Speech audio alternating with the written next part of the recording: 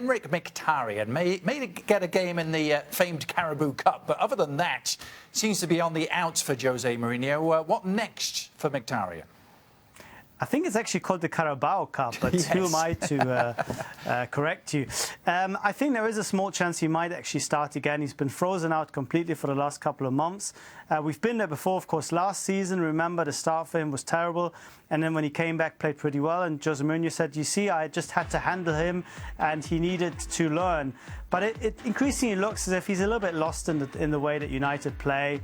They play with a very kind of fast midfield. They don't really dwell on the ball. They go and try and hit either the players either side of Lukaku or Lukaku straight away.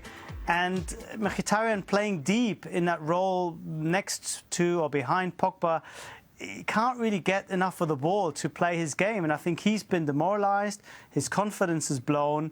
And Mourinho doesn't look as if he's actually that interested in restoring that confidence, opting to perhaps cut his losses and move him on. That's certainly the vibe that you're getting, that there isn't really that patience to sit and work with him to make this happen, because I think his mind is already on who's going to come in next year, who's going to improve us a lot better. And you mentioned that lack of patience, Raf. Any chance that Mkhitaryan could thus become the next De Bruyne or Salah, someone who there wasn't any patience for earlier on in their career?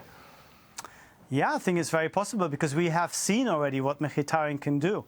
We saw it at Shakhtar, we certainly saw it at Dortmund under Thomas Tuchel, where he was absolutely outstanding, had interest from all over Europe. I think if you were to put him on the market in January, there'd be a lot of interest for him, especially for Italy, where his stock is really, really high still. Of course, his agent is Mino Raiola, that helps. So it might come back to haunt him. Maybe not as much as Kevin De Bruyne and Mo Salah and Lukaku, of course, who had to come back to a Mourinho club for a lot of money. But it is a player that for whatever reason doesn't work with Mourinho, but it doesn't mean he's not going to work somewhere else pretty well.